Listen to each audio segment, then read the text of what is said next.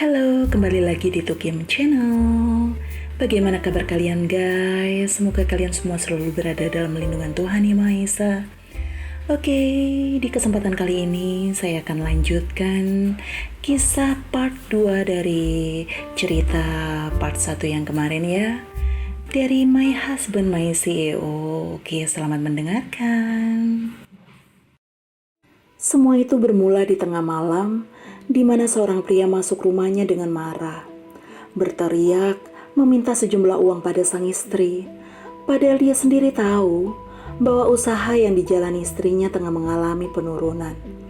Seakan tidak peduli pada kata-kata memohon sang istri untuk tidak mengambil sejumlah uang tersebut, karena awalnya uang itu digunakan untuk biaya kuliah Stella. Josh pergi keluar dan Sarah mengejarnya. Stella terbangun karena keributan itu, namun semuanya terlambat.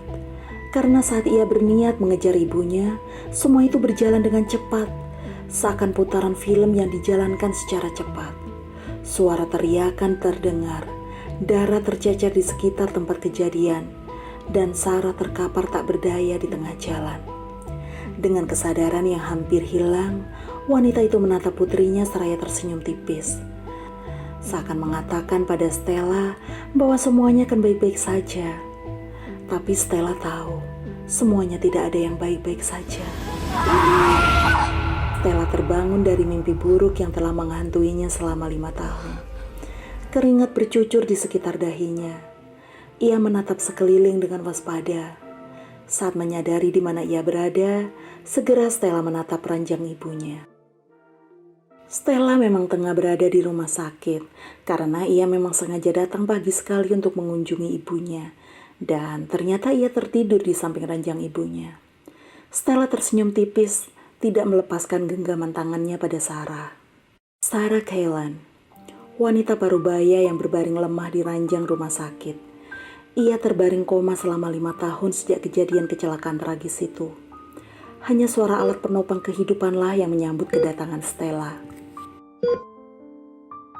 Ibu, mungkin aku terlalu rindu padamu, hingga mimpi buruk itu selalu menghantuiku. Bu, kembalilah aku mohon. Ia tahu bahwa sebanyak apapun ia mengajak ibunya mengobrol, hanya suara penopang kehidupanlah yang terdengar. Baiklah, Bu, aku harus bekerja. I love you, ujar Stella sembari mencium kening ibunya dalam dan lama. Bulir bening jatuh tanpa aba-aba saat Stella berjalan keluar dari ruang inap ibunya. Ia tidak boleh menangis di depan ibunya, meski ibunya terbaring lemah. Karena Sarah akan sangat khawatir saat mengetahui ia menangis. Stella selalu berharap bahwa saat dia meninggalkan kamar inap itu, ibunya terbangun dari tidur lamanya, kemudian mendekapnya dalam sebuah pelukan hangat. Stella merasa bahwa hari ini adalah hari kesialannya. Selain sampai di kantor dengan waktu yang hampir menunjukkan pukul 8, kini ia berhasil menabrak seseorang di lobi dan berakhir dia yang jatuh terduduk. Lebih sialnya lagi saat seseorang itu bertanya dan Stella mengenal suara itu. Nona? Bagaimana tidak merasa sial jika yang baru saja Stella tabrak adalah sang CEO? Maaf Pak, tadi saya terburu-buru, ujar Stella seraya menerima uluran tangan Alex.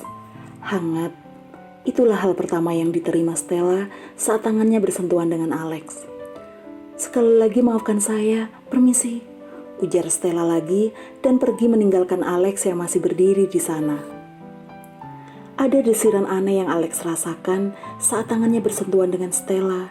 Ia baru tersadar bahwa yang menabraknya adalah gadis yang sama yang mengatakan bahwa dia tidak peduli pada Alex, dan dia juga gadis yang ia tolong semalam.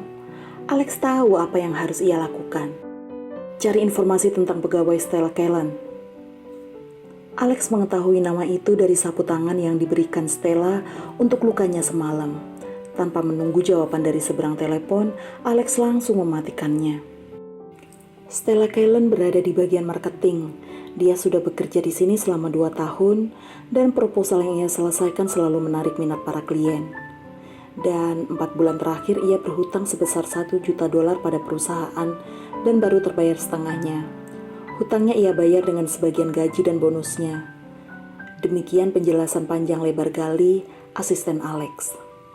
Jadi dia gadis yang selalu membantuku memenangkan tender karena berkas-berkasnya itu, ujar Alex seraya meletakkan tangan di atas meja kerjanya.